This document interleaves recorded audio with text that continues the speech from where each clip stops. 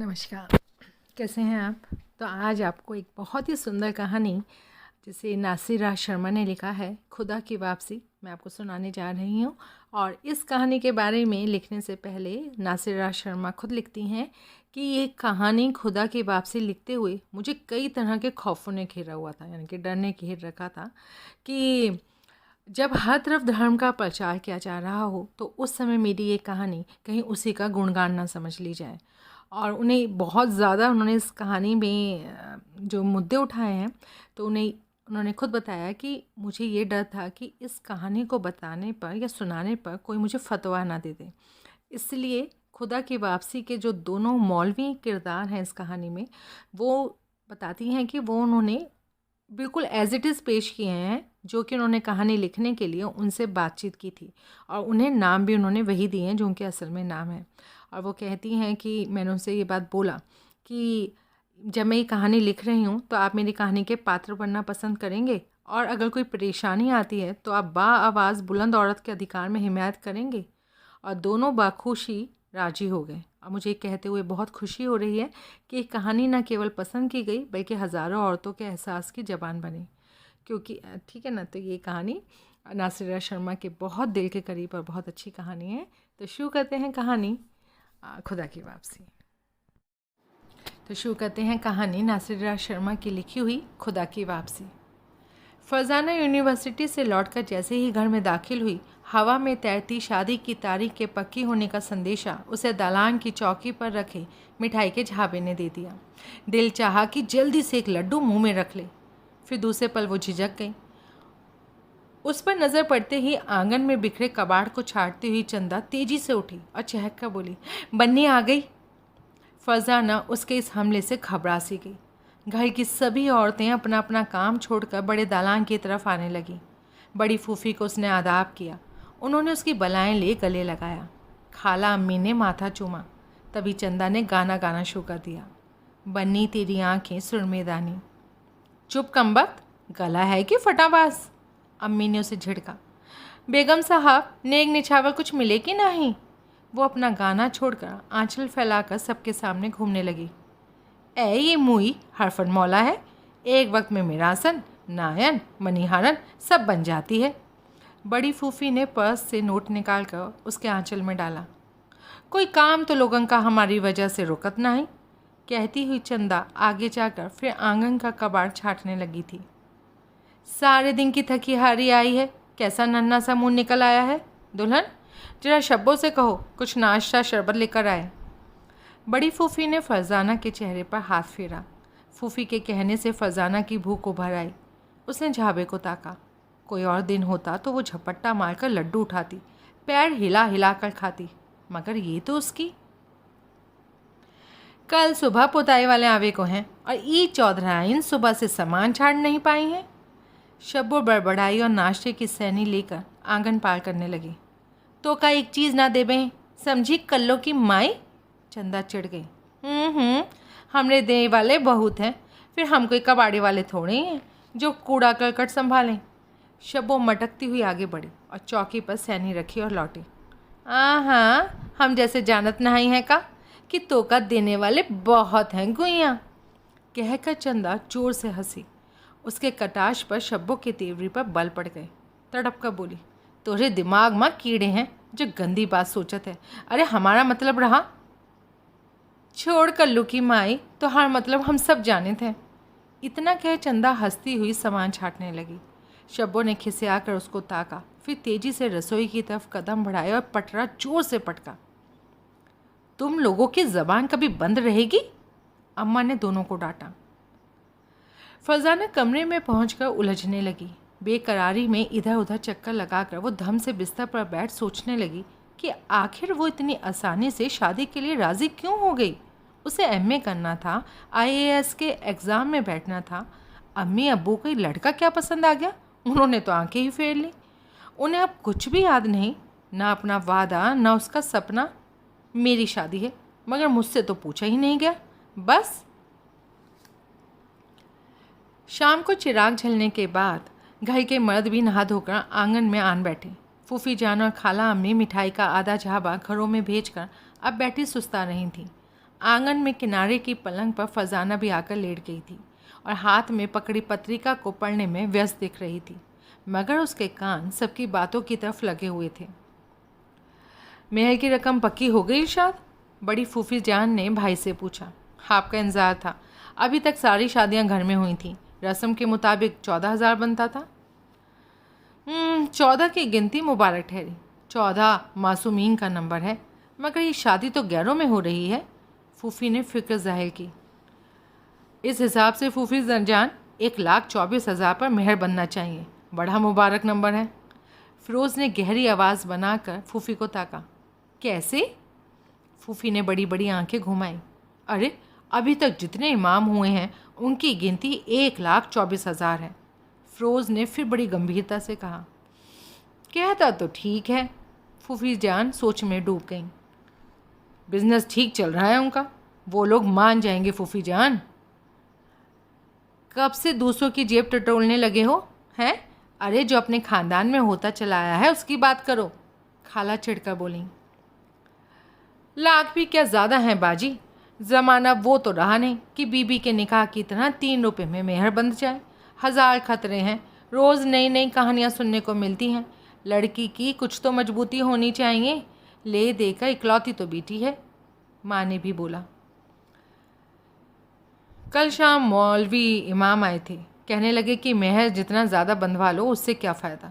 लड़के वाले शान में आकर राजी हो जाते हैं, क्योंकि उन्हें देना तो एक छदाम नहीं है, दिल को बहलाना है, जितने का बंधवा लो, वरना इस्लाम के मुताबिक तो निकाह के फ़ौरन बाद मेहर की रकम की अदायगी का हुक्म है। मगर यहाँ सुनता कौन है? सब नए नए कानून अपनी सहूलियत की वजह से बना रहे हैं, नाम इस्लाम का ले रहे हैं। मगर मैं सोचती हूँ, चाहे पहले या चाहे बाद में, देने वाले तो देते हैं। मेरा ही देखो, मकान मेहर के एवज में दे गए तुम्हारे बहनों, अपने किनारे इज्जत से बैठी हूँ। यही हाल फिज़्ज़ा का है, अमरूद और आम के दोनों बाग मेहर में मिले हैं, चैन से रोटी खा रही है, बड़ी फूफी बोली।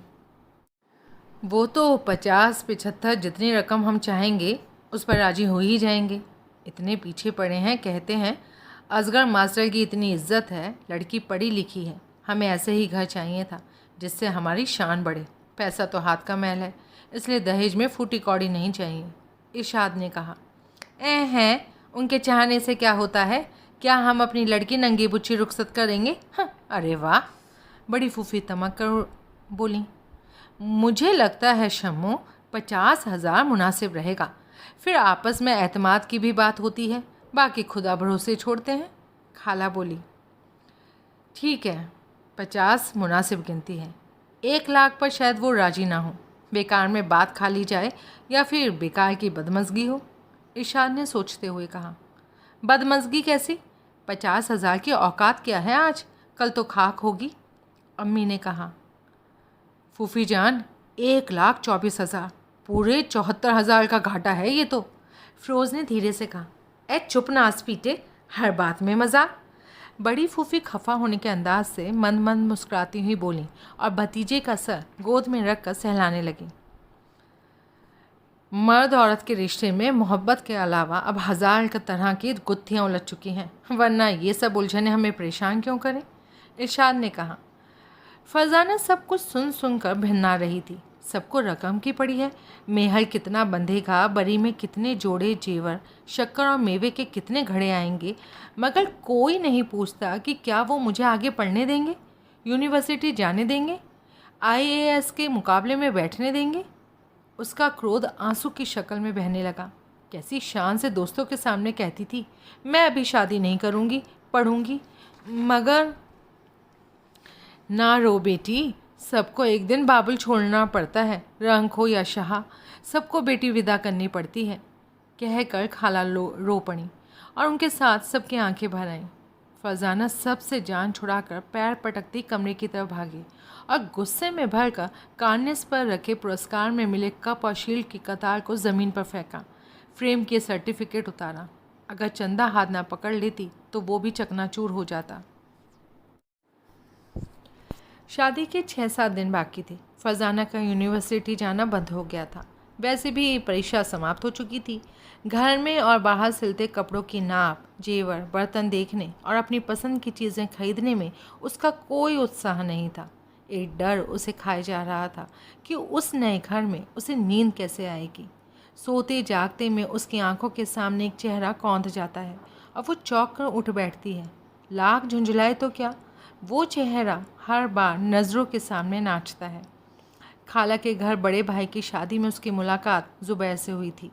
लंबा सुडौल और सांवले चेहरे वाला लड़का जो बातों में और उठने बैठने में सबसे अलग दिखता था, सभी की नज़र उस पर टिकी हुई थी।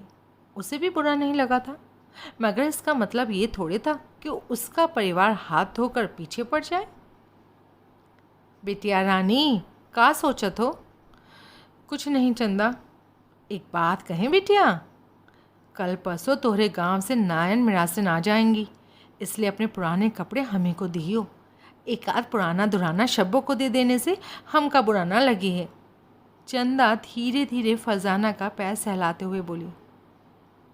सुन रहे हैं, कलेजा नहीं भरा सारा कपाड़ ले जाए के जो बिटिया से कपड़े मांगे आ गई हो। शब्बो झाड़ू देते देते चमक कर खड़ी हो गई। अब तुम यहीं हो गुइया? तोरी वकालत तो करत रहे, फिर भी हमसे लड़े को तैयार रहे तो। चंदा ताज्जुब से नाक पर उंगली रख कर कमल को झटका देकर बोली। तो हाँ चालाकी हम सब जानत हैं, चिकनी चुपड़ी बोलकर घर साफ करे का इरादा है।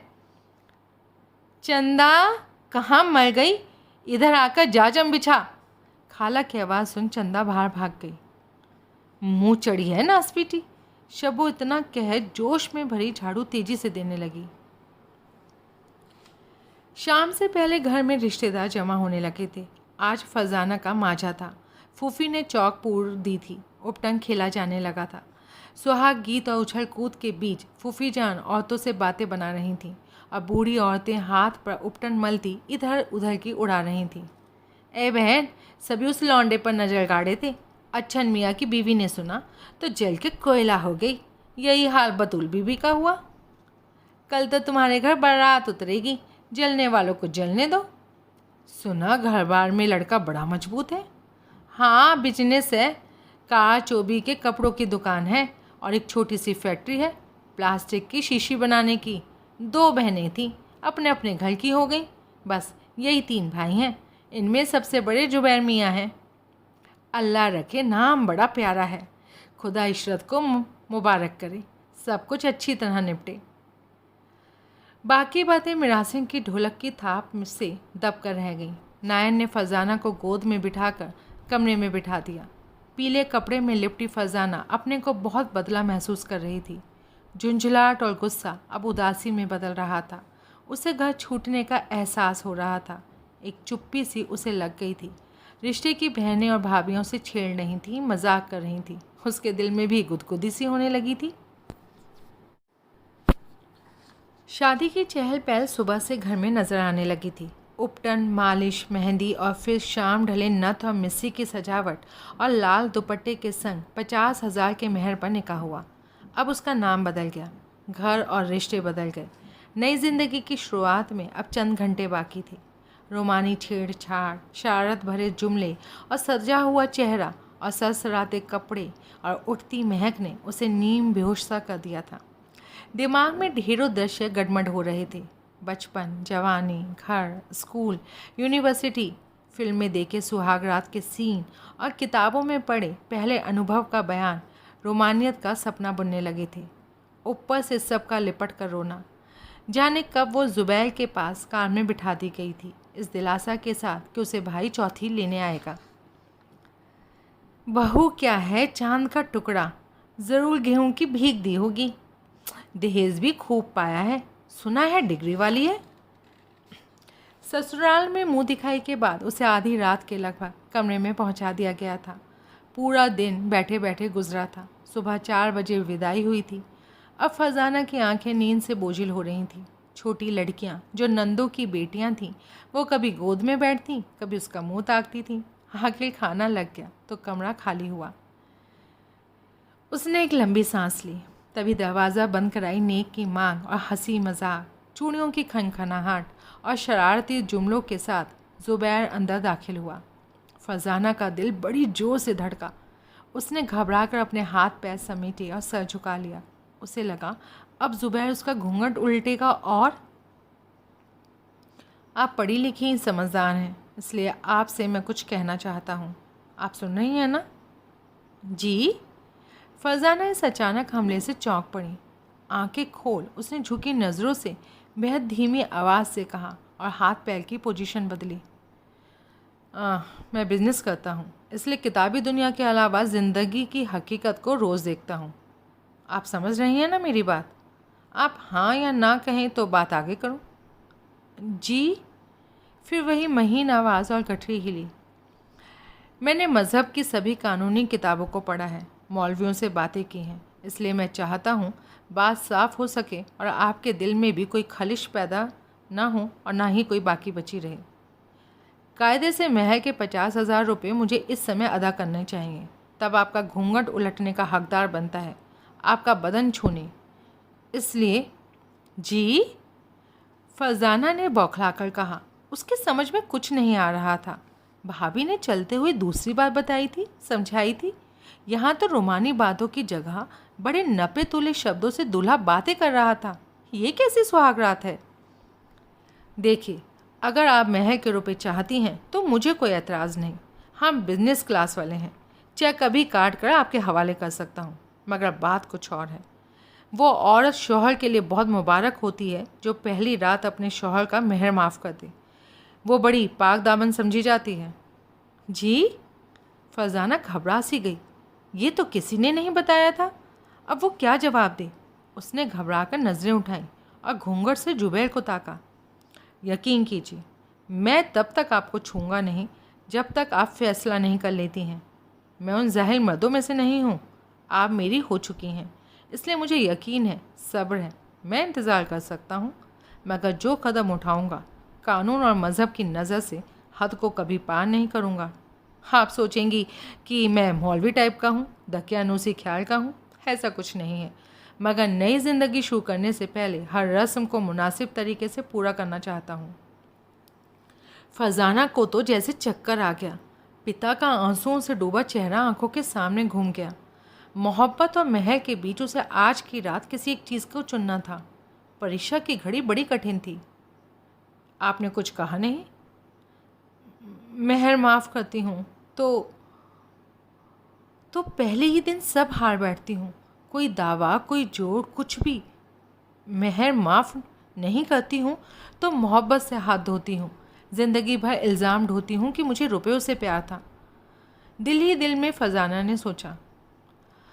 आप जाने क्यों डर रही हैं? मैं चलता हूँ, आप बेफिक्र होकर सोइए। जब जवाब देना चाहें तो मुझे बुला लीजिएगा, कहता जुबैर आगे बढ़ा। ठहरिए। फरजाना के मुंह से जाने कैसे निकल गया। उसका चेहरा अपमान से तमतमा रहा था। जी। जुबैर जाते जाते मुड़ा। आपसे बढ़कर महल की रकम थोड़ी ही होगी। निढार हो, फरजाना ने कहा और उसकी आंखों में आंसू जमा हो गए। हाँ, आपसे ऐसी ही उम्मीद थी। आपने महर माफ़ किया? जी। हारी सी आवाज़ फरजाना के गले से निकली और उसने पूरी ताकत से आया आंसू पी लिए। उसे ईमानदारी बिना किसी अनुभव के साबित करनी थी, बिना किसी प्रतियोगिता के दूसरे पक्ष को विजयी घोषित करना था। अब आपको छूने और देखने का हकदार हुआ, कहकर जुबैर ने फरजाना का घूंघट उल्टा और एक बहुत खूबसूरत सी चैन उसके गर्दन में डाल दी। चौथी में आई फरजाना सबको बहुत थकी और उदास लगी। बाप के गले मिलकर वो फूट फूट कर रोई। माँ को शक पड़ गया, लड़की खुश नहीं है। खाला, फूफी, भाभी, नायन, शब्बो, चंदा सबने कुरेद कुरेद का पूछा, मगर कुछ हाथ नहीं लगा। दामाद के चहकने से महसूस हुआ कि सब ठीक है, मगर फरजाना का ये मुरझाया चेहरा, सोचती आंखें। कई दिन गुजर गए। फरजाना ससुराल जाकर फिर मायके आ गई थी। एक दिन मौका पाकर भाई से बोली, वो बहुत परेशान है और उससे कुछ कहना चाहती है। क्यों, क्या बात है? फिरोज़ ने कहा। भैया, अब्बू को पता चला तो जाने क्या होगा। पहले वादा करो किसी से कहोगे नहीं। कुछ बोलोगी? आखिर बात क्या है? फिरोज़ तनाव में आ गया। जुबैर ने। फरजाना का चेहरा लाल पड़ गया। क्या लड़ाई हुई? उसने कुछ उल्टा सीधा कह दिया? फिरोज़ ने बहन की नाक प्यार से पकड़ कर हिलाई। नहीं भैया, वो महल की रकम उसने मुझसे माफ़ करवा ली है। क्या क्या कह रही हो?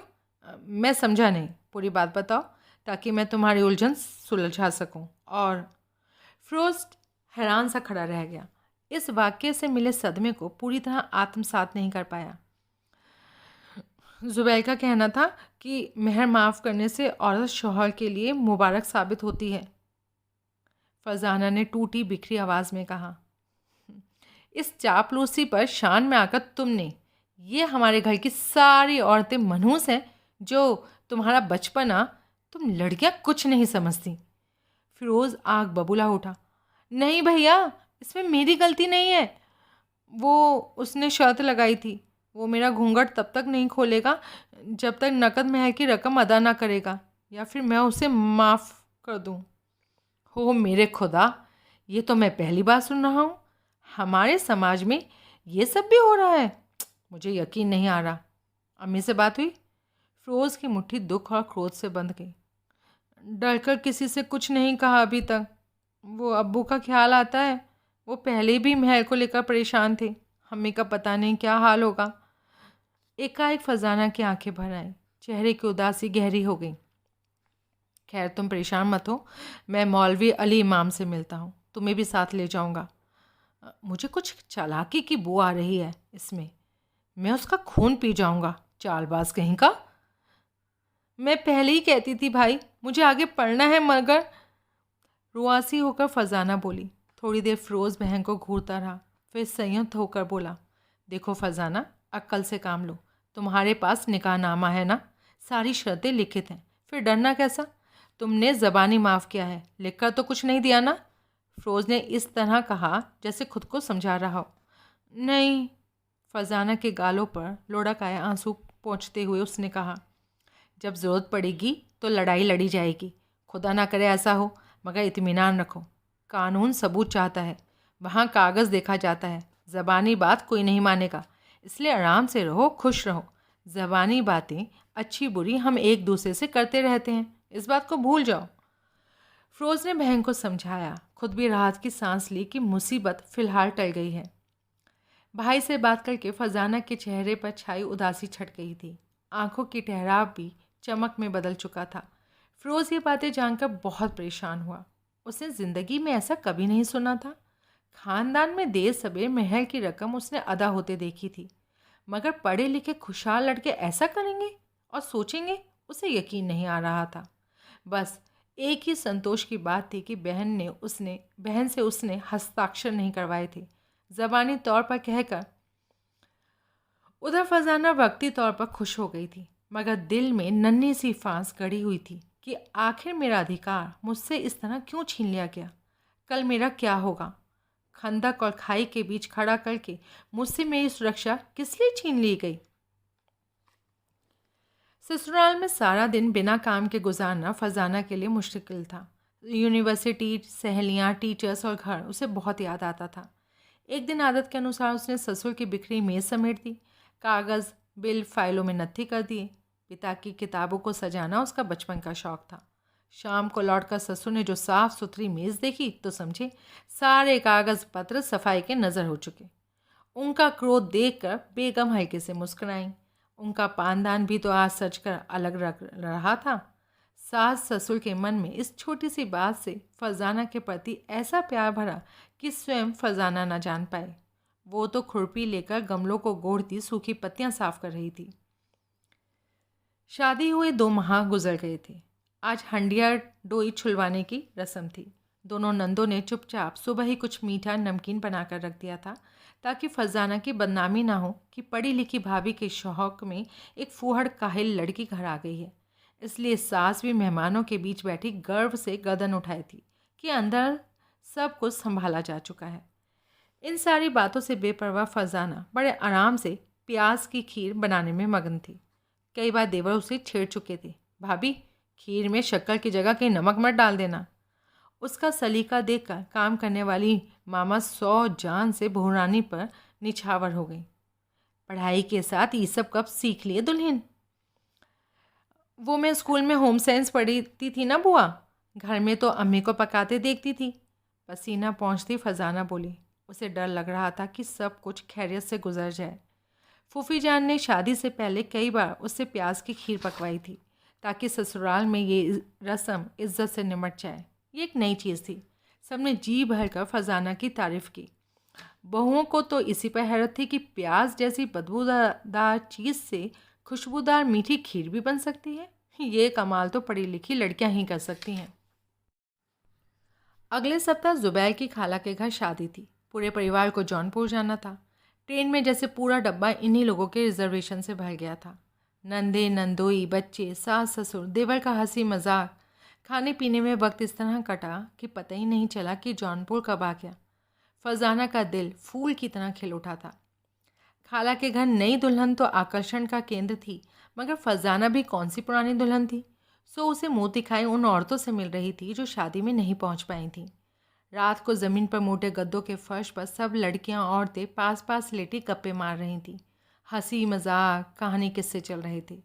एकाएक अफसाना ने कहा, भाभी आपको एक तमाशा दिखाती हूँ। कहते हुए वो उठकर अलग बैठी एक औरत के पास जाकर बैठ गई और उनके बटुए से तंबाकू खाते पल भर देखती रही। फिर बोली, नानी अम्मा आपका निकाह कब हुआ था? मेरा निकाह? निगोड़ी क्या पूछती हो, पूरे 50 साल ना ना, पूरे 65 साल गुजर गए। क्या खा के याद करूं, कुछ तो बचा नहीं, ना रूप ना उम्र ना जवानी। आह भर कर बोली और बटुए की डोरी खींचकर चूना चाटा। कुछ बताइए ना, औरतें और लड़कियों ने इसरार किया। सबके चेहरे पर शरारत का भाव उभर आया था। ये हमारी पुरानी दाइयाँ ना बुआ, इनके हाथों घर के सारे बूढ़े पले थे। धीरे से फरजाना के कान में किसी ने ये बात कही। बताइए ना, नाना ने आपको कैसे देखा? आप तो बहुत हसीन लग रही होंगी। और नहीं क्या बीबी, वो ज़माना ऐसा था कि जहाँ पैर मारती वहीं की ज़मीन धंस जाती थी। बड़े चर्चे थे। तुम्हारे नाना तो लट्टू हो गए। बोले शादी करेंगे तो मुझसे ही करेंगे, बस चटमगनी पट बिया। मगर भैया मुझे तो उन्होंने डरा ही दिया था। शादी की रात अच्छी अच्छी बातें करते करते एकदम से बोले, मेहर माफ़ ना किया तो कुएं में कूद जाऊंगा। मैं भी चंचल इतरा कर बोली, जाइए नहीं माफ़ करती। मुझे क्या पता था घर के आंगन में कुआं है। मेरी बात सुनकर वो लपके और जगत पे जा बैठे। बोले माफ़ करती हो कि नहीं? मजाक यहाँ तक पहुँच जाएगा मैं सोच नहीं सकती थी। दहाड़े मारकर रोती भागी, इन्हें मना कर ले आई। वो हंस रहे थे और मैं रो रही थी। अल्लाह बख्शे, बड़े हंसौड़ तबीयत के थे। जब कभी उन्हें कुछ मनवाना होता बस उसी कुएं की जगत की तरफ भागते। बहुत महीनों के बाद एक दिन मैंने देखा, वो कुआं तो कूड़े से लगभग पट चुका था। तब जाकर मेरी जान में जान आई। फिर किसी ने पूछा, फिर क्या, मेहर तो मैंने माफ़ कर दिया था। चलो भागो, मुझे लेटना है। अन्ना बुआ के पास से लड़कियां हंसती हुई उठ गईं, मगर फरजाना उदास हो गई। ससुराल में सब कुछ था, उसे किसी बात की तकलीफ नहीं थी। उसने ससुर से आगे पढ़ने की इजाज़त भी ले ली थी। सास की खिदमत कर उनका दिल भी जीत लिया था, मगर अभी तक वो मर्दांगी के आगे अपनी जनाना जीत का परचम नहीं लहरा पाई थी। उसका दिल चाहता था किसी तरह वो मेहर वाली बात की असलियत समझ सके कि वास्तव में सच क्या है। बहुत सोचने पर उसे एक रास्ता दिखा। मजहबी किताबों को उसने पढ़ना शुरू किया तो घर में सास ससुर की खुशी का अंत ही ना रहा। मगर वो नहीं जानते थे कि इन दीनी किताबों के पीछे कौन सी छानबीन चल रही है। ईद पर जब वो मायके गई तो भाई ने फूफी के देवर के मित्र मौलवी अली इमाम को उसके कहने पर बुलवाया और खाना खाने के बाद जब चाय की मजलिस आधी रात को सूखे मेवों के साथ जमी तो फिरोज़ ने बात छेड़ दी। सुनकर पॉलिटिकल साइंस में एमए और हुज्जत में नज़फ़ से डिग्री लिए मौलवी एकाएक क्रोध से उभर कर बोले, लाहौल क्या जिहालत है, ये तो सरासर मर्द समाज में मर्द की एक चाल है ताकि वो औरत का हर हथियार छीन ले, कहीं प्यार से, कहीं कानून से, कहीं जुल्म से। पता नहीं पैसे की लालच में और औरतों की आज़ादी से खौफजदा मर्दों ने जाहिल मौलवियों को अपना रहबर क्यों मान लिया है। इन्हें सारी बातों को लेकर मेरा झगड़ा इनसे होता है। मैं हदीस, शरीयत और कुरान खोलकर दिखाता हूँ तो पता चलता है कमबख्तों को कुछ आता नहीं, ना पढ़ते हैं ना सीखते हैं। और जो ये पढ़े लिखे लड़के ऐसी बातें करते हैं वो, फिरोज़ ने बात खोलनी चाहिए, मतलब परस्त हैं, खुद गर्ज हैं, ना समझ, पढ़े लिखे जाहिल हैं, औरत से हर शक्ल में सुख हासिल करना चाहते हैं, मगर बदले में देने वाला दिल नहीं रखते। पढ़ी लिखी लड़कियों से डरते हैं। मैं तो कहता हूँ कानून और औरतों की मदद इन दोगले मौलवियों और कानूनदा के ज़रिए नहीं होगी। औरत को खुद हदीस और कानून समझकर अपनी लड़ाई खुद लड़नी पड़ेगी। मेरे ऐसे ख्यालात हैं। इसलिए सरकार हो या आम आदमी मुझसे कतराता है। किसी सलाह मशवरे के वक्त जाहिलों की फ़ौज हर समाचार पत्र पर तस्वीर के संग छपी नज़र आती है। नॉन इशू को इशू बनाकर लोग लुफ्त लेते हैं। मौलवी इमाम का तस्बीह वाला हाथ गुस्से में कांप रहा था। फ़िरोज़ ने बात वहीं ख़त्म करना मुनासिब समझा। सो चाय की नई ताज़ा प्याली उनकी तरफ बढ़ाकर बहन को इशारा किया कि वो कोई सवाल ना पूछे। कुछ देर खामोशी छाई रही। चाचा जान, मेहर और शादी का क्या रिश्ता है जो मेहर को लेकर इतनी बातें बनती हैं? कहा जाता है कि मेहर औरत की कीमत है जो मर्द अदा करता है। कुछ देर बाद फरजाना ने पूछा। गलत, बिल्कुल गलत। मेहर का मतलब है प्यार मोहब्बत, ना कि लाहौल। ये सारी बेकार की बातें हैं। सच्चाई से इनका दूर का भी वास्ता नहीं है। अली इमाम ने खंखारा और फिर कहा, शादी कानूनी तौर से यानी इस्लामी तौर पर वैध मानी जाए, इसके लिए 4 चीज़ों का होना ज़रूरी है। पहला, लड़की की मर्जी पूछी जाए, वो शादी के लिए राज़ी है। दूसरे, 2 गवाहों को जो मर्द हों। यदि मर्द नहीं है तो फिर एक मर्द के बराबर 2 औरतों की गवाही मानी जाएगी। निकाह सबके सामने होना ज़रूरी है। महर का होना तो बहुत ज़रूरी है, क्योंकि उस वादे को टोकन मनी या शगुन है जो उसने पूरी ज़िंदगी औरत की देखभाल के लिए किया है। यदि इनमें से कोई एक बात पूरी नहीं तो निकाह या शादी अवैध करार दी जा सकती है।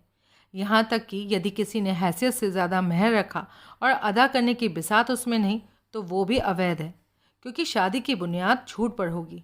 इसलिए कम से कम महर हो। कायदे से खजूर की गुठली के बराबर सोना या सोने की कीमत भर जो फ़ौरन अदा करने में मददगार साबित हो। ये वो गारंटी है जो मर्द औरत की दौलत पर तकिया नहीं करेगा, बल्कि खुद कमा कर खिलाएगा, उसके आराम का ख्याल रखेगा। हमारे यहाँ शादी एक कॉन्ट्रैक्ट का नाम है। एक भी क्लॉज छूटा तो अनुबंध टूटा या शादी अवैध मानी जा सकती है। लड़की अपने अधिकार का प्रयोग कर सकती है। यदि शादी उसकी मर्जी के बिना हुई है तो वो इनकार कर सकती है। तभी निकाह छुपा कर नहीं सबके सामने करने की हिदायत की दी गई है। कुछ किताबें भिजवा दूंगा, पढ़ना और समझना। वैसे तुम ये सब क्यों पूछ रही हो? कोई परेशानी है या फिर? फरजाना के चेहरे पर एक रंग आ रहा था, दूसरा जा रहा था। अपमान से उसके कानों की लबें सुर्ख हो गई थीं। एक बगावत सर उठाने लगी कि ऐसे झूठे जाहिल शौहर के घर लौटकर क्या जाना। यहीं मैके में रहकर माँ बाप की सीख देनी चाहिए कि मुझे आगे पढ़ाने के बजाय मेरी शादी क्यों कर दी। यदि शादी इतनी इम्पोर्टेंट थी तो फिर शादी, तलाक, मर्द औरत के संबंध पर धर्म और कानून का ज्ञान क्यों नहीं दिया? क्यों अंधे कुएं में धकेल दिया? इसका मतलब ये हुआ कि महर उस ईमानदारी की सिक्योरिटी है जिसको आगे की शादीशुदा ज़िंदगी में शौहर को अपने बर्ताव और व्यवहार से साबित करना है। या यूं कहा जाए कि महर औरत की कीमत ना होकर मर्द की ज़मानत है। फ़िरोज़ ने गहरी सोच में डूबते हुए कहा, बिल्कुल सही समझे हो। काश ये बात सबकी समझ में आती। अक्सर लोग महर को औरत के गुजर बसर या स्त्री धन समझने की गलती करते हैं। सच पूछो तो एक खुशहाल और बराबरी से जी जाने वाली ज़िंदगी का वादा है जो मर्द महर की शक्ल में पेशगी अदा करता है। हाँ, जब रिश्ते टूटते हैं, तलाक की नौबत पहुंचती है तो वहाँ महर का कोई रोल नहीं होता, बल्कि गुजारा भत्ता का मसला खड़ा होता है, और ये बिल्कुल अलग मसला है। महर जब नकद सिक्कों में उसी वक्त अदा होना चाहिए तो फिर अक्सर लोग बुढ़ापे में या मरते वक्त मकान, दुकान, बाग वगैरह महर में क्यों देते हैं? इसलिए कि उनकी मौत के बाद बीवी दर बदर ठोकर ना खाए। इसलिए वो नकद की जगह उसकी कीमत की अचल जायदाद के रूप में भुगतान करते हैं। ये उन शरीफ मर्दों का इजहार मोहब्बत है जिनके दिलों में बीवियों के लिए नरम कोशा होता है, अपनी जिम्मेदारी का एहसास होता है। तो ये काम तो फिर पहले भी किया जा सकता है। हाँ, मगर तब वो कमाना शुरू कर रहे होते हैं ना। विरासत की ज़मीन उनके नाम तब तक नहीं हुई होती। फिर उसके भी कई हकदार होते हैं। बैंक में कुछ जमा पैसा होता नहीं। अगर महर उनकी हैसियत के मुताबिक बंधे तो वो फ़ौरन अदा कर सकते हैं। कितने निकाह मैंने इसी मुल्क में पढ़वाए हैं, ऐसे दौलतमंद घरानों के जिनका यकीन हदीस पर था, रुपए की लेन देन पर नहीं। इसलिए उन्होंने सिर्फ 1.5 रुपये या 3 रुपये या सिर्फ सोने के एक गिन्नी पर मेहर बंधवाया, जो फ़ौरन दूल्हे ने दुल्हन को अदा कर दिया। और दूसरी तरफ मामूली घरों के लड़कों का मेहर 1,00,000 1.5 लाख रुपये बंधा। दहेज मना है इस्लाम में, तो भी दुनिया को दिखाने के लिए दहेज दिया गया। बुनियादी बातों को भुलाकर दुनियावी बातों पर ध्यान दिया गया। अक्सर नतीजा देखने में आया कि लड़की मायके गई तो बुलाई नहीं गई और लड़के ने दूसरी शादी कर ली। पहली और दूसरी बीवी के दहेज से उसका घर भर गया। और इस तरह की शैतानत का काम अब होने लगा है, क्योंकि लोगों ने सीधा रास्ता चलना बंद कर आसान और गैर कानूनी रास्ता अपनाना शुरू कर दिया है। और उन बातों का इस्लाम से क्या लेना देना, मगर अपने बचाव में इल्ज़ाम उस पर थोप दिया जाता है। कहते हुए अली इमाम ने लंबी सांस ली और चलने की तैयारी करने लगे। आप सोचते हैं कि हदीस में लिखी हर बात पर चलने से सुकून और इंसाफ मिल जाता है? फ़िरोज़ ने गंभीर स्वर में पूछा। बात सिर्फ हदीस की नहीं है, बल्कि ईमानदारी से एक रास्ता चुनने की है। ज़िंदगी का कोई नज़रिया तो होना चाहिए। जब आप उस पर चलते हैं तो भटकन कम होगी और सुकून और इंसाफ भी तयशुदा कानून के मुताबिक आपको मिलेगा, वरना जंगल का कानून आपको मानना पड़ेगा और इंसानी दुखों का कोई अंत नहीं होगा। अली इमाम ने जूते के फीते बांध काली अबा कबा को ठीक किया और सर पर काला इमामा रखा। एक तो अरबी ज़बान आती नहीं और सारी मजहबी किताबें उसी ज़बान में हैं, फ़िरोज़ ने कहा। ऐसा नहीं है, अंग्रेज़ी उर्दू में खूब तर्जुमा हुआ है।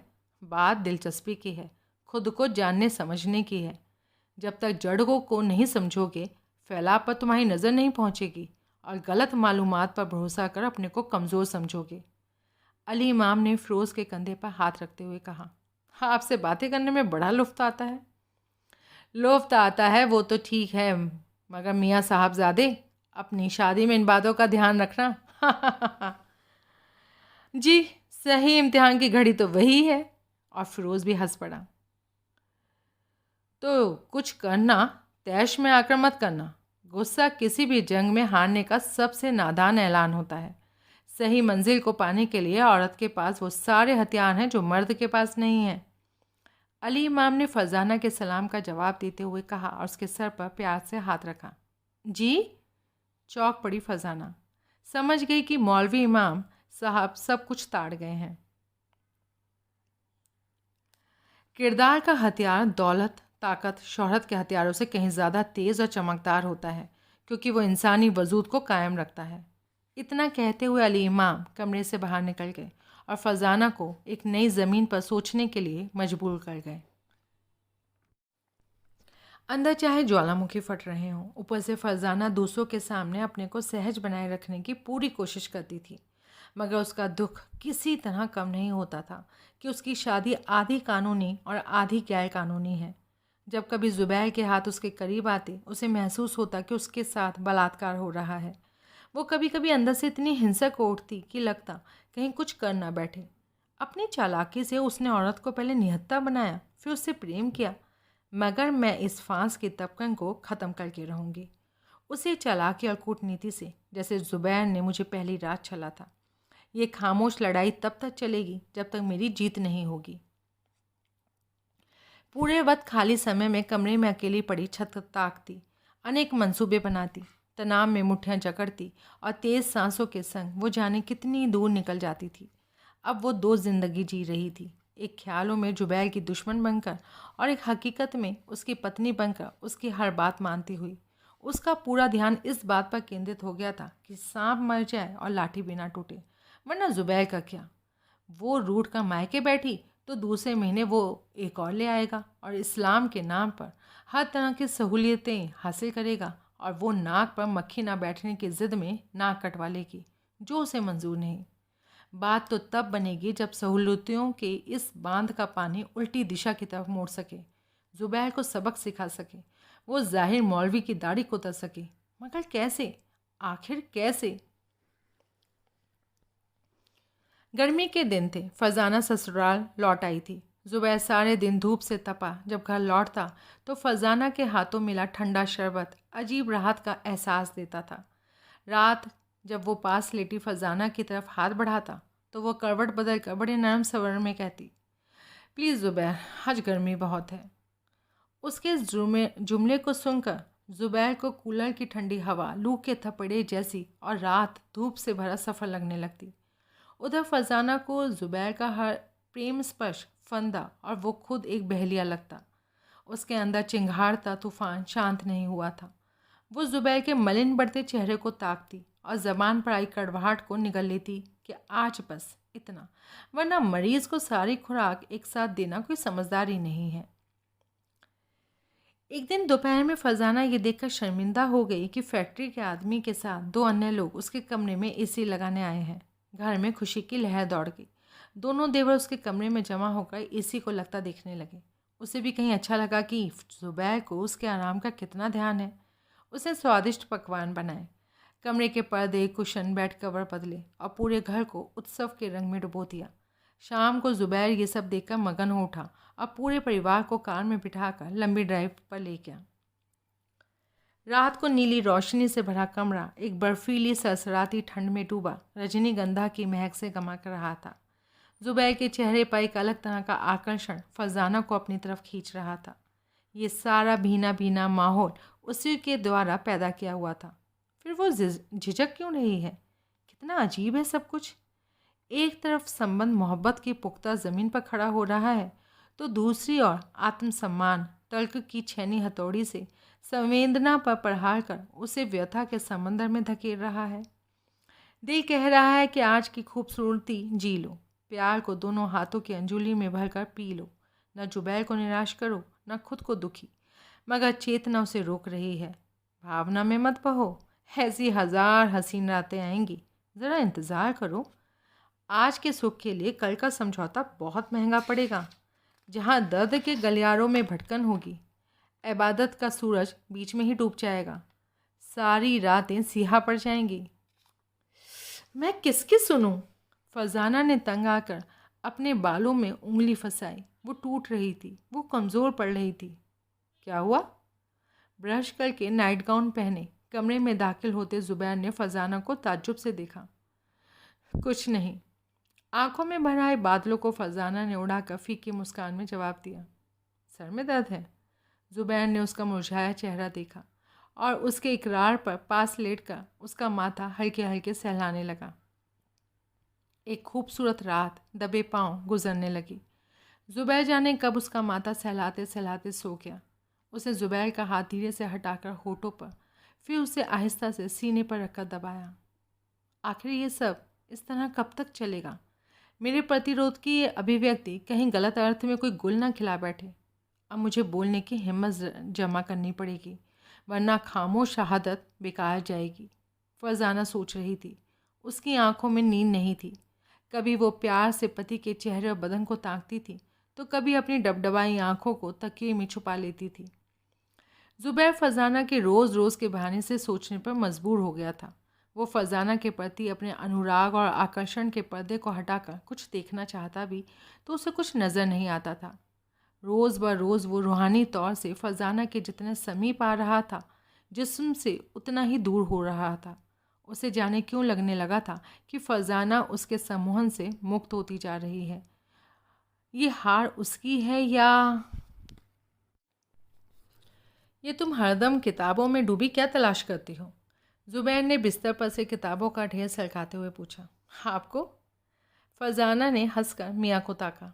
मुझे? ज़ुबैर बिस्तर पर लेटते लेटते चौंका। उसने और फरजाना के दरमियान किताबें पढ़ी थीं। हाँ, आपने पहली मुलाकात में बताया था कि आपने बहुत पढ़ रखा है, मज़हब के बारे में बहुत कुछ जानते हैं। तब से मुझे भी शौक़ हो गया कि आपकी दिलचस्पी जारी रखूं। मगर अभी तक इतना पढ़ने के बाद मुझे किसी हदीस, किसी सुन्ना में महल को पहली रात औरत से माफ़ कराने की कोई बात नहीं मिली। किताबें समेटते हुए फरजाना ने भोलेपन से कहा। वो तो बस। ज़ुबैर हकला कर रह गया।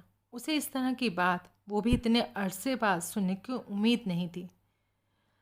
मेरी तो अच्छी गुजर रही है। यदि मेरी बेटी को कल किसी तरह की परेशानी हुई, मसलन मेहर माफ़ करने के बाद शौहर के संग उसकी निभ ना सके और हक के नाम पर मेहर भी ना रहा, इस बीच आपका बिजनेस भी किसी वजह से, या फिर हमारे इतने बच्चे हो गए कि हम उन्हें बिठा कर खिला ना सकें, 1000 तरह की फ़िक्रें मुझे घिरे रहती हैं।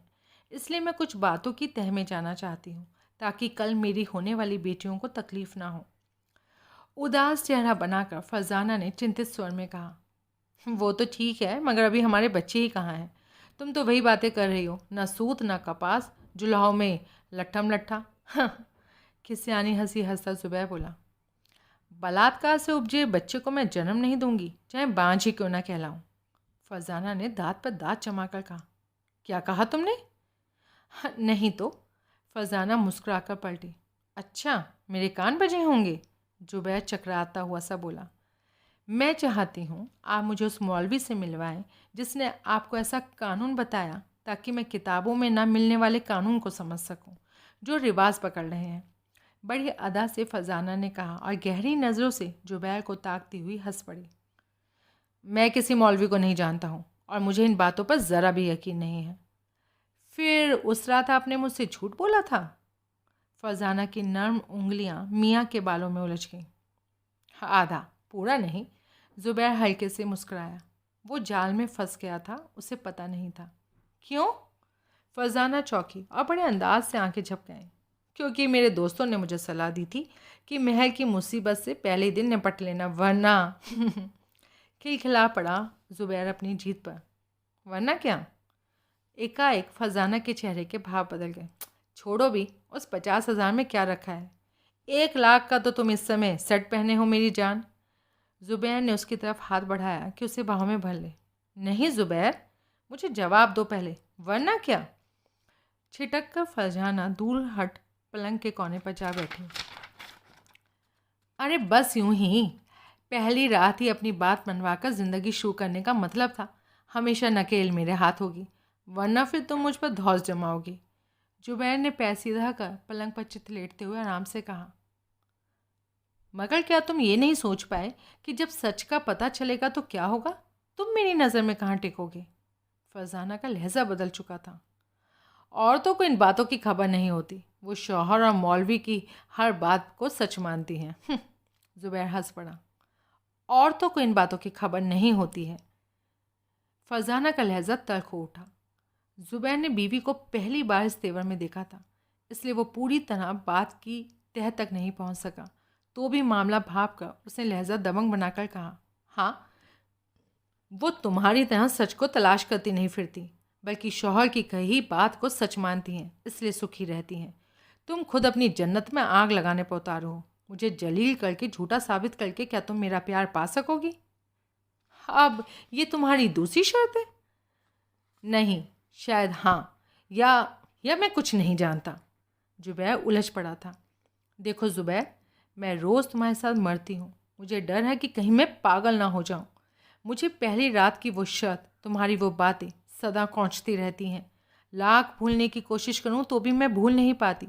शायद इसलिए कि वो धार्मिक दृष्टि से गलत था या झूठ था। हमारे प्यार की बुनियाद एक झूठ पर, एक फरेब पर शुरू हुई थी। इसकी कसक मुझे तड़पाती है। मेरा दर्द समझने की कोशिश करो।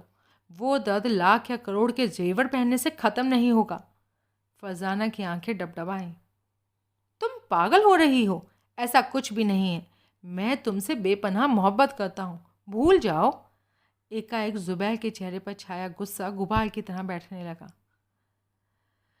मगर मैं मोहब्बत करना चाहूँ तो भी नहीं कर पाती हूँ। हर दम उस रात की बातें मुझे हथौड़े की तरह पीटती हैं। मुझे बताती हैं कि तुमने मेरी मजबूरी, मेरी मासूमियत से फ़ायदा उठाया है। खुदा के बाद शौहर के आगे सजदा वाजिब है, मगर बताओ, क्या मैं सच्चे दिल से तुम्हारे आगे माथा टेक सकती हूँ? उस खुदा के आगे तुम माथा टेक सकते हो जो तुमसे झूठ बोले, तुमसे दगा करे? बस करो फरजाना, मैंने ये सब जानकर, इतना कुछ समझकर ये नहीं किया था। एक मर्दाना नशा था, ताकत का, घमंड का, अपने को बढ़तर दिखाने का, समझने का। उसी नशे में मुझसे ये गलती हो गई। तुम जो चाहो वो सज़ा दे सकती हो, मगर मुझे छोड़ कर मत जाओ ना। जुबैर ने फरजाना को अटैची खोलते हुए देखकर कहा। फिर एक नया फरेब, एक नया जाल मोहब्बत के नाम पर तुम बुन रहे हो। पछता रहे हो तो प्रायश्चित भी करना जानते होंगे। मैं तो अपने को सज़ा दे रही हूँ, अपनी हिमाकत की। ये कोख मैं हमेशा सूनी रखूँगी। मैं उस मर्द का बच्चा हरगिज़ कोख में नहीं पलने दूंगी जो मोहब्बत के नाम पर सत्ता का परचम लहराए, जो औरत के अधिकार को अपनी चालाकी से छीन ले और उसे निहत्था बनाकर अपनी जीती ज़मीन का ऐलान करे, वो ज़मीन अंकुर नहीं फोड़ेगी, कभी भी नहीं। फरजाना के चेहरे पर एक तमतमाती सी जिद अकड़ कर बैठ गई थी। मैं शर्मिंदा हूँ। जुबैर के चेहरे पर उठी संगीनें धराशायी हो गई थी। यदि तुम्हें रस्में तोड़नी थी, बगावत करनी थी, तो एक नई जिंदगी की बुनियाद डालते जिसके नियम नए होते। धर्म के बनाए कानून को नकारना था तो नास्तिक बन क्रांति करते, मगर वो खतरे तुम मोल नहीं ले सकते थे। नियम और कानून से बंधी जिंदगी के कबूल करके उसमें से उन नियमों को छांटना जो तुम्हारे लाभ में जाते हैं और उनको रद्द कर देना जो दूसरों के फायदे में जाते हैं, क्या ये गुनाह नहीं? जुबैर, तुम सब कुछ बर्बाद करने पर तुली हो। अपना गुस्सा ठंडा करो। इन बातों से क्या फ़ायदा? हम खुश हैं, खुश थे और खुश रहेंगे। मैं खुश नहीं थी, एक बनावटी ज़िंदगी जी रही थी, हौसला जमा कर रही थी, सच्चाई की तलाश कर रही थी, और आज मैं फ़ैसला करना चाहती हूँ कि मुझे तुम्हारे साथ रहना है या अकेले जीना है। फरजाना ने अटैची में सामान रखते हुए कहा। तुम पागल हो गई हो। जुबैर तैश में आ गया। अब होश में आई हूँ, नींद से जागी हूँ। मुझे अब समझौते भरी ये ज़िंदगी पसंद नहीं, जहाँ खुदा रसूल का दिया हक भी मुझसे छीन कर जीने को मजबूर किया जाए। कल का क्या भरोसा? इस दलदली ज़मीन पर कौन से घर की बुनियाद पड़ेगी? जज्बात की शिद्दत से फरजाना की आवाज़ बुलंद हो गई। धीरे बोलो, दलान में कोई है। बेकार में तुम बात को बढ़ा रही हो। जुबैर ने घबरा कर उसका मुंह पर हाथ रखा। कुछ पल खामोशी रही। चाहती तो मैं भी यही हूँ कि हमारे बीच जो हुआ उसका पता दूसरों को ना चले, क्योंकि दूसरों की कोई गलती नहीं है। थोड़ी देर बाद फरजाना ने कहा, मैं तुम्हें बहुत प्यार करता हूँ, तुम्हारी इज्जत करता हूँ। जुबैर ने प्यार से सरोबार उसका हाथ पकड़ना चाहा। नहीं, मुझे हाथ मत लगाना। मैंने इतना तनाव सहा है कि अब मैं टूट कर बिखर जाऊँगी। अभी तक चुप थी, सहने की ताकत थी। आज ज़बान खुल गई है तो मेरे सब्र का पैमाना लबरेज हो चुका है। मुझे कुछ दिन आराम चाहिए। फैसले से पहले का सन्नाटा। मुझे मेरे घर छोड़ाओ। जब तक मैं तुम्हें बुलाऊँ ना, तुम मुझे लेने मत आना। अटैची को बंद करते हुए फरजाना ने अंतिम फैसला सुनाया। फरजाना चली गई। ससुराल का घर सूना हो गया। फरजाना की रणनीति कुछ हद तक सफल हुई। अपनी सेवा से जो उसने सबका दिल जीत लिया था, वो अब उसके लिए तड़पते। अपनी खिदमत से जो उसने सबकी आदतें बिगाड़ दी थी, उससे हर पल उसका नाम ज़बान पर रहता। और घर की ये हालत, माँ बाप का इसरार तथा छोटे भाई बहनों के प्रश्नों से जुबैर घबरा चुका था। अभी तक केवल एक रट थी। कई महीने गुजर गए मगर बहू की गोद हरी नहीं हुई। उसका भेद भी फरजाना ने फाश कर दिया। अब पूछा जा रहा है कि वो ससुराल क्यों नहीं जा रहा है, क्यों नहीं फरजाना को विदा करवा के ला रहा है। इस बात की गठरी फरजाना ही खोल सकती है। कभी कभी वो माथा पीटता कि कानून, शिक्षा, मेडिकल सहूलियतें इंसान की ज़िंदगी को आसान नहीं बल्कि पेचीदा बना रही हैं। इसी बीच कई बार छोटे बेटों के संग सास ससुर बहू को देख आए थे। कुरेद कुरेद का मामला जानना भी चाहा तो कुछ हाथ नहीं आया, सिवाय इस बात के कि फरजाना की माँ की तबीयत ठीक नहीं है। डॉक्टर ने पूरा आराम करने की सलाह दी है। इस तरह की उलझनों में 1 महीना गुजर गया। जुबैर को फरजाना की तरफ से कोई संदेशा नहीं मिला। जुबैर को कभी फरजाना पर गुस्सा आता, कभी प्यार, मगर अपनी गलती समझ में नहीं आती थी। उसे महसूस होता कि तिजोरी जिसमें जेवर भरे हों, बैंक जिसमें रुपए हों, घर की सारी चाबियां माँ ने फरजाना को सौंप रखी हो, उसे 50,000 रुपये क्यों इतने महत्वपूर्ण रकम लगती है? उससे चौगने की वो तन्हा मालिक है। आखिर किस बात की कमी है? फिर भी जाते जाते सारे जेवर यहीं छोड़ गई। उधर यार दोस्त उसे समझाते, छोड़ यार, औरतों के चोचले हैं, इनके गाल पर एक आध जड़ा नहीं कि अकल ठिकाने आ जाएगी। हमारी बीवियों ने तो सिर्फ मेहर ही माफ़ नहीं किया बल्कि रोज़ हमारी गलती को भी माफ़ करती हैं। मैं तो यही जानता हूँ, ढोलक कसी ना गई, औरत दबा कर रखी ना गई तो बड़ी बेतुकी आवाज़ें निकालती हैं। मेरी साली की अभी शादी नहीं हुई है, कहो तो बात चलाऊँ। सब कुछ सुन देखकर जुबैर का साथ दोस्तों से छूटता गया। उनके घर में बिखरा, फूहड़पन और रिश्तों की बेकसी थी। यदि फरजाना ने सब कुछ सही तरीके से संभाला ना होता तो उसको ये फ़र्क महसूस ना होता कि फरजाना दूसरों की पत्नियों से बेहतर पत्नी है। वो एक बेहतर बहू और बेहतर इंसान है। मगर मैंने तो उसे दिल के साथ अपने को उसके कदमों पर डाल रखा था। हर बात मानना, हर ख्वाहिश को पूरा करना, फिर एक ज़रा सी बात को लेकर बतंगड़ बना देना। शायद उसका दिमाग ख़राब हो गया था।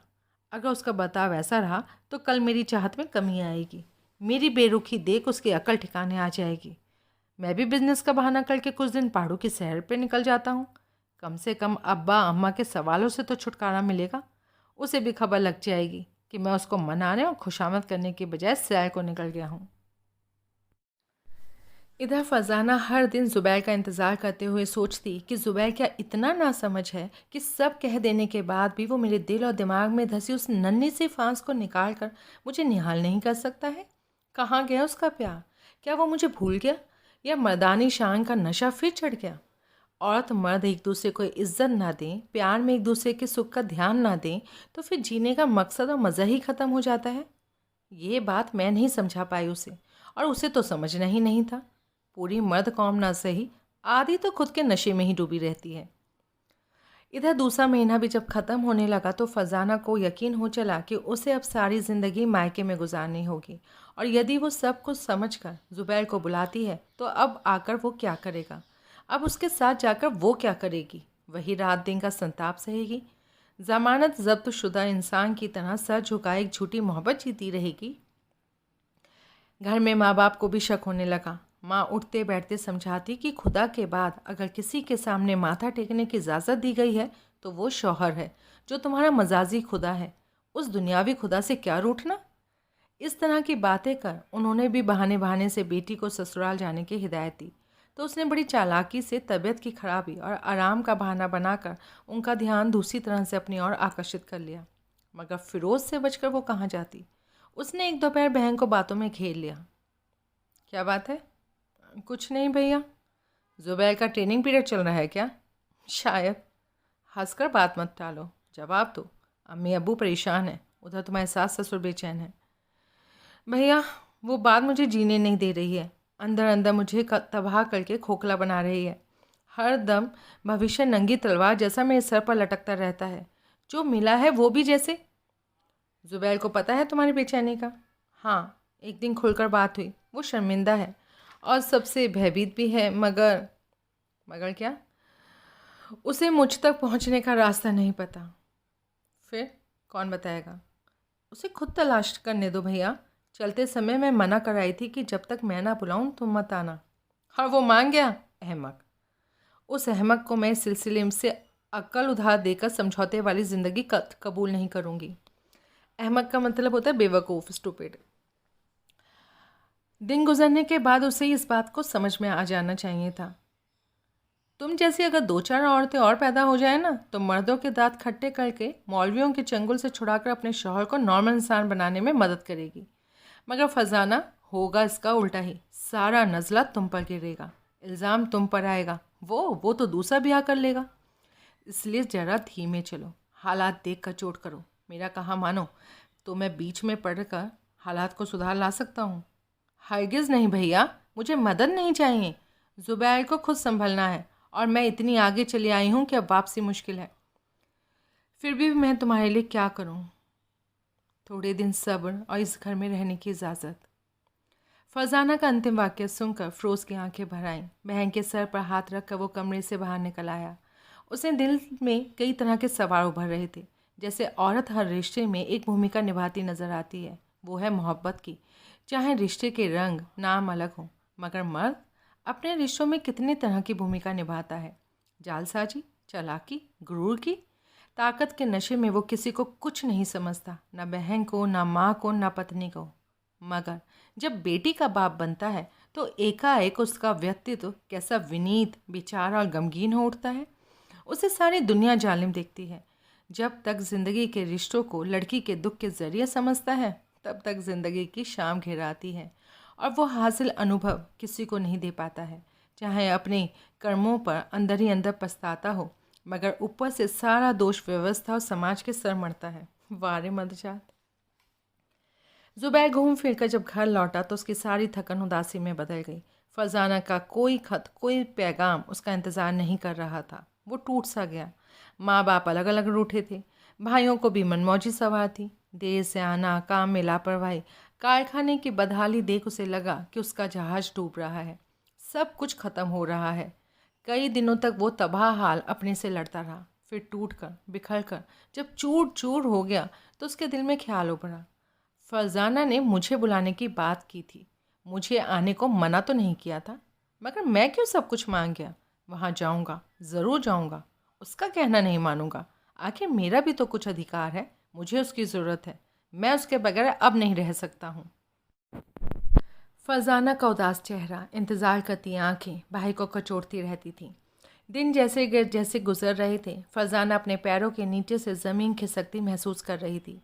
नई नई मैगज़ीन्स और नॉवेल्स लेकर फ़िरोज़ आता तो वो उनके पन्ने उलट पलट कर मेज़ पर रख देती। बस उसकी सारी रुचि उसी केंद्र पर टिक गई थी जो उसकी सारी ऊर्जा चूस रही थी। तंग आकर फ़िरोज़ ने मौलवी अली इमाम, फूफी के देवर और दिल्ली से आए अपने मित्र मौलाना वहीउद्दीन साहब को बुलाया। फूफी और खाला भी आ गई थीं। इधर उधर की बातों के बाद जाने कैसे मौलवी अली इमाम ने पूछ लिया, बेटी तब से ससुराल नहीं गई हो? जी गई थी, अकबका गई फरजाना जैसे चोरी पकड़ी गई हो।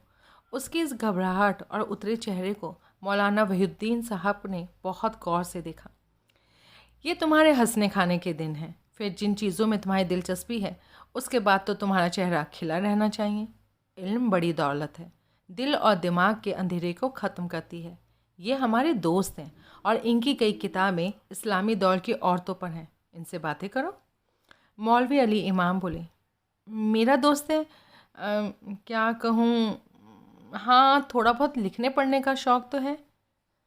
अच्छा ये बताओ, तुमने हाजरा का नाम कभी सुना है? जी, इतना कहकर फरजाना चुप हो गई।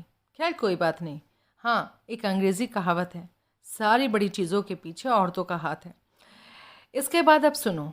हाजरा और सारा हज़रत इब्राहिम की दो बीवियाँ थीं।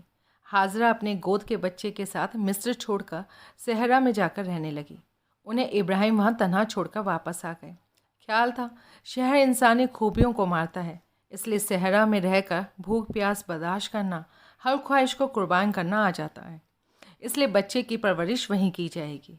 वो नन्हा बच्चा इस्माइल पलकर बड़ा होने लगा और फिर उसी सहरा में इस्माइल के ज़रिए आबादी बढ़ी, जो बाद में साहिबा ग्रोह कहलाई। उसी से हमारे पैगंबर रसूल हुए। हाजरा और रसूल में पूरे 2500 साल का फ़र्क है। अब तुम औरत की अज़मत का एहसास करो कि उसने रेगिस्तान की तकलीफ़ों को सहकर न सिर्फ बच्चे को जवान किया, बल्कि एक पूरी आबादी अपने बेटे के नस्ल और अपने उसूलों पर कायम की। जी, फरजाना ने गर्दन हिलाई। बाकी औरतें, जिनमें स्वयं उनके परिवार की महिलाएं भी शामिल थीं, दूर बैठकर उन्हें पूरे ध्यान से सुन रही थीं। उस सहरा में सफ़ा मरवा दो चट्टानें थीं, जिनके बीच बच्चे के लिए पानी की तलाश में हाजरा 7 बार इधर से उधर परेशान भटकी थीं।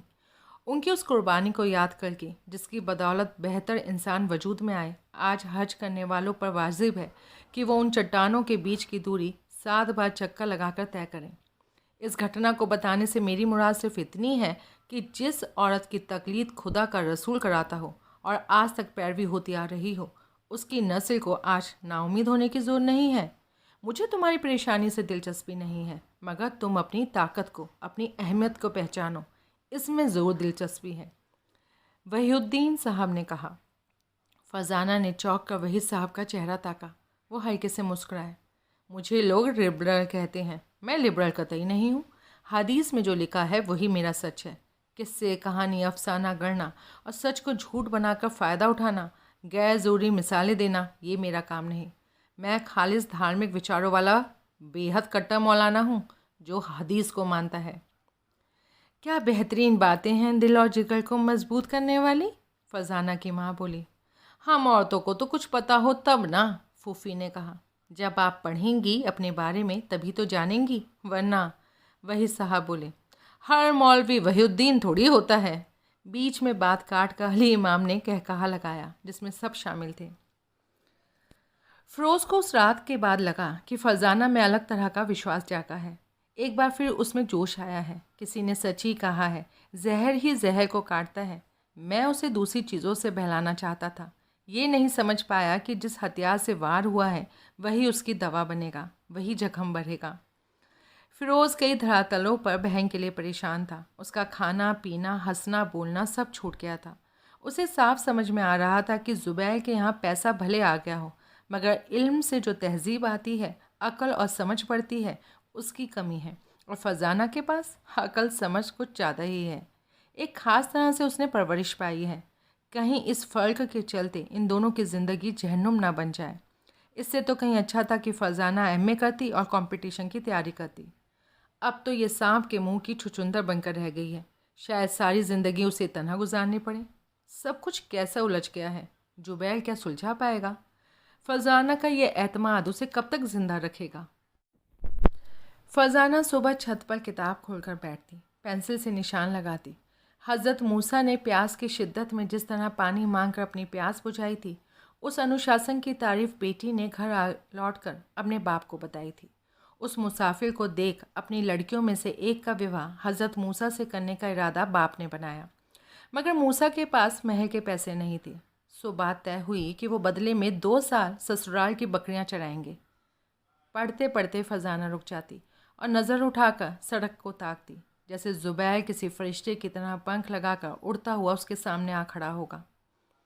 जानती हो तुम, महर 2 तरह के होते हैं, एक फौरी और दूसरा बाद में। मैं बाद में अदा करने वाला था, मगर तुम जल्दबाज निकली। ये लो अपनी अमानत। फ़रजाना की आंखें भर आती। दिन का सपना तारा बन आंखों से टपकता और वो नीले आसमान पर शाहीन से बाजी लगाती रंग बिरंगी पतंगे देखने लगती। ज़ुबैर के कदम जब फ़रजाना के घर की तरफ उठते थे तो उसका फ़रजाना की कई बातें याद आने लगती थी। उसका जोश किसी थके घोड़े की तरह थमने से लगता था। वहाँ गया और फ़रजाना ने फिर खरी खोटी सुनाई। तब उनके आपस की तकरार दूसरों के कानों तक पहुँची तो उसकी इज्जत मिट्टी में मिल जाएगी। क्या सोचेंगे सब उसके बारे में? पहले ही उसके मंगनी के समय बहुत से रिश्तेदारों ने ऊंच नीच समझाते हुए कटाश किया था कि ला तो रहे हो पढ़ी लिखी बहू, निभा पाओगे? हमारे यहाँ तो आज तक कोई लड़की यूनिवर्सिटी गई नहीं। वो तो यूनिवर्सिटी क्या, रेडियो टीवी में तमाम प्रोग्राम देती फिरती है, फर अंग्रेज़ी बोलती है, नाखून अलग से तेज़ और नुकीले हैं, सर पर दुपट्टा डाले ना डाले। ज़ुबैर समस्या को सुलझाने की जगह उससे फ़रार ढूंढने लगा। उसे फ़रजाना से अनजाना सा डर महसूस होने लगा। इस बात से भी वहशत होती कि फ़रजाना ना लौटी तो उसके रिश्तेदार उसका मजाक उड़ाएंगे कि छछुंदर के सर में चमेली का तेल। आखिर रास नहीं आया, क्या करे वो? कहीं भाग जाए दूर, बहुत दूर, जहाँ कोई पदचाप उसे परेशान ना करे, कोई ना सवाल करे ना जवाब मांगे। बचपन से सुना था कि पैसे की तंगी है, हर ज़रूरत के लिए दूसरों का मुंह ताकना। जब उसने पैसे कमाने की ठानी थी तो बीच में पढ़ाई छोड़कर दुनिया का हर सामान घर में जमा किया था। उससे मिला क्या? अब किताबें फिर से सामने चुनौती बनी खड़ी हैं। उधर सारी रात जागने के बाद सुबह का तारा जब टूटता तो फ़रजाना की आशा का सूरज निकलता कि आज जुबैर ज़रूर आएगा। आईना देखते हुए वो आंखों में सुरमा लगा पलक झपकाती तो उसकी निगाहें कह उठती, मुझे तुम्हारा इंतज़ार क्यों रहता है ज़ुबैर? क्यों दिल मचलता है कि तुम मेरे मना करने के बावजूद सारी बंदिशों को तोड़कर एक नए तर्क के साथ सामने आकर खड़े हो जाओगे? लौटने के तो 1000 बहाने होते हैं, बात संभालने की हज़ारों दलीलें हैं। मेरी ख्वाहिश, मेरे एहसास के महल में तुम दाखिल तो हो जाओ। दोपहर ढलने के साथ जब वो अपने को कमरे में कैद कर लेती तो सोचती, स्वाभिमान का ताज उतारकर अधिकार की तलवार म्यान में खोसकर वो आत्मसमर्पण क्यों नहीं कर देती? कानून की बनाई शताब्दियों पुरानी जंजीरों को तोड़कर वो जो है उसी को स्वीकार क्यों नहीं कर लेती? अकेली मुंडेर पर बैठी कब तक जोड़े का इंतज़ार करेगी? क्या मिलेगा उसे ये सब करके? अभी तो उन दोनों के बीच इस खींचातानी का किसी को पता नहीं। जो लौट गई तो सब ठीक हो जाएगा। बहुत कुछ पीना पड़ता है कुछ बनाए रखने के लिए। अपनी जन्नत को छोड़कर दोज़ख की आँख को गले से लगाना कहाँ की अक्लमंदी है? सब औरतें जी रही हैं, वो दुनिया से अलग तो नहीं है जो भ्रम पाल बैठी है कि उसका रिश्ता रेत की ज़मीन पर है, जिसकी ना कोई जड़ है ना बुनियाद। उस ज़मीन पर लौटकर क्या करेगी? ज़ुबैर हालात से फ़रार चाहता था। उसे अवसर मिल गया। उसे 5 साल के कॉन्ट्रैक्ट पर साइन कर दिए। घर पर बताने की ज़रूरत नहीं समझी। सिर्फ इतना कहा कि वो हफ्ते भर के लिए सऊदी जा रहा है। जगह ठीक लगी, काम बना तो वो वहाँ रुकने की सोच सकता है। जहाज़ में बैठकर जहाँ उसे लगा कि वो कई खंदकें पार करने में कामयाब हो गया, वहीं पर एक घबराहट भी उसे घेरे हुई थी कि इस तरह जाना क्या ठीक है? फरजाना को जब पता चलेगा तो वो क्या सोचेगी? शायद कुछ भी नहीं। इस बीच में लगातार यात्रा में रहा तो भी उसे क्या फ़र्क पड़ा, मगर इस बार मैं पूरे 5 साल के लिए जा रहा हूँ। फरजाना का चेहरा सामने घूम गया। अभी भी समय है, वो उतर सकता है। फरजाना से डर, हो सकता है उसका भ्रम हो। एक झटका लगा। उसने खिड़की से बाहर देखा। हवाई पट्टी पर जहाज ने दौड़ लगाकर पंख पसारकर नीले आकाश पर उड़ान भरी। बादलों के करीब पहुंचकर उसे राहत का एहसास हुआ। जो था वो पीछे छूट गया। कल जो होगा देखा जाएगा। उसने जलती हुई आंखों को बंद कर लिया। फरजाना रोज़ रात में सपना देखती कि ज़ुबैर लौट आया है। तुम्हें बुरा लगा कि मैंने तुम्हारे साथ ऐसा बर्ताव किया? नहीं, मैं इस बर्ताव के काबिल था। तो मुझे होश में लाने में मददगार साबित हुई, ज़ुबैर धीरे से कहता। और तुम्हारी मर्दाना शान? फरजाना अविश्वास से आंखें झपकाती। अभी भी मौजूद है, मगर दुनिया से लड़ने के लिए। अपनी बीवी, अपने ख़ानदान पर जुल्म तोड़ने के लिए नहीं। इतने दिनों अकेला रहकर मैंने बहुत कुछ देख लिया है और अब समझ चुका हूँ, ताकत का गलत इस्तेमाल गलत जगह पर खुद को कमज़ोर बनाता है। ज़ुबैर, मुझे यकीन नहीं आता कि तुम्हारे दिमाग पर छाया जाला साफ़ हो गया और तुम सचमुच इतना बदल गए हो। हाँ फरजाना, यकीन करो, मैं सचमुच बदल गया हूँ। तुम खुद सोचो, खुदा रहीम है तो फिर दुनियावी खुदा कैसे जालिम हो सकता है? देर में ही सही समझ तो गया ना कि इंसान को सिर्फ अपने ही नहीं बल्कि दूसरों के हक और खुशी का भी ध्यान रखना चाहिए। इसलिए वापस आया हूँ। फिर तो तुम्हारी वापसी पर इस बंदी का सजदा है और बंदी पर सजदा वाजिब हुआ। मैं तुम्हारे पास खुदा बनकर नहीं, इंसान बनकर लौटा हूँ और इंसान ही बना रहना चाहता हूँ। हो ज़ुबैर, तुम बदले तो लगा कि आधी दुनिया बदल गई। और फरजाना सपने में खिलखिला पड़ी। अपनी ही आवाज़ से चौंक उठी फरजाना। अंधेरे में डूबे कमरे को आंखें फाड़ फाड़ कर देखने लगी। कई पल यही समझने में लगे कि वो कहाँ है। दिल पर जाने कितने थके परिंदे हाफते आन बैठे, जैसे सवाल कर रहे हों कि बसीरा छोड़ आई। उसकी आस क्या? वहाँ तुझे समझाने वाला या तुझको समझने वाला कौन बैठा था? तो कैसी लगी आपको ये कहानी? मुझे बहुत अच्छी लगी ये कहानी। इस कहानी में मुझे सबसे अच्छी बात ये लगी कि इसमें उन चीज़ों के बारे में सवाल उठाया गया है जो कि हमें, जो हक हमें धर्म देता है, हम उस बात को छुपा देते हैं और फेमिनिज़म का झंडा लेकर उन बातों के लिए, उन अधिकारों के लिए लड़ते हैं जो कि ज़्यादा ज़्यादा ज़्यादा बड़ी बात नहीं है। तो जिस तरह से एक सोच बनाई हुई है या एक धार्मिक सोच ऐसे पेश की गई है कि पति एक दुनियावी खुदा है, मजाजी खुदा है, या पति ही परमेश्वर है, पत्नी का परम धर्म है उसके आगे सर झुकाना। लेकिन हमें पता है नहीं है, या हम जानते नहीं, या हम जानकर भी अनजान बने रहते हैं कि धर्म में हर इंसान को बराबर माना गया है, चाहे वो औरत हो चाहे वो मर्द हो, उन्हें समान अधिकार दिए गए हैं। तो हम इस बात को भूलकर हम उन मुद्दों के लिए लड़ते हैं जिन्हें धर्म, कानून, समाज या परिवार ने हमें नहीं दिया है। बल्कि ये भी कह सकते हैं कि वो मेंटेलिटी ही तैयार नहीं है। उन अधिकारों की तरफ ध्यान नहीं दिया गया जो हमें मिले हुए हैं, बल्कि हम खुद उनसे बेखबर हैं, या पुरुष प्रधान समाज हमें देना नहीं चाहता। इस कहानी को पढ़कर या सुनकर आपको लगता है कि फरजाना ने क्या मतलब बेवकूफ़ी वाली ही बात करी, अरे क्या महल के पैसे नहीं दिए तो क्या हुआ, हस्बैंड के घर में रहती है, उसकी इज्जत है, पति प्यार करने वाला है, सब कुछ तो सही है। तो ऐसी छोटी छोटी चीज़ें जो एक स्त्री को, अगर वो पढ़ी लिखी है, समझदार है, उसे कचोड़ती हैं ज़िंदगी भर, लेकिन वापसी का रास्ता नहीं होता, क्योंकि ऐसा माइंडसेट, ऐसी सोसाइटी ही नहीं है कि वो वापसी कर सके, और वो घुट घुट कर जीती रहती है। तो फरजाना, क्योंकि कहानी है तो वापसी का रास्ता था, पर असल में ऐसा नहीं है। समाज में स्त्री और पुरुष में बचपन से पैदा होते ही छोटे छोटे ऐसे भेदभाव किए जाते हैं कि पीढ़ी दर पीढ़ी ये चले जाते हैं, चलते रहते हैं, और एक माइंडसेट बन जाता है। उसके खिलाफ हम कुछ नहीं करते हैं।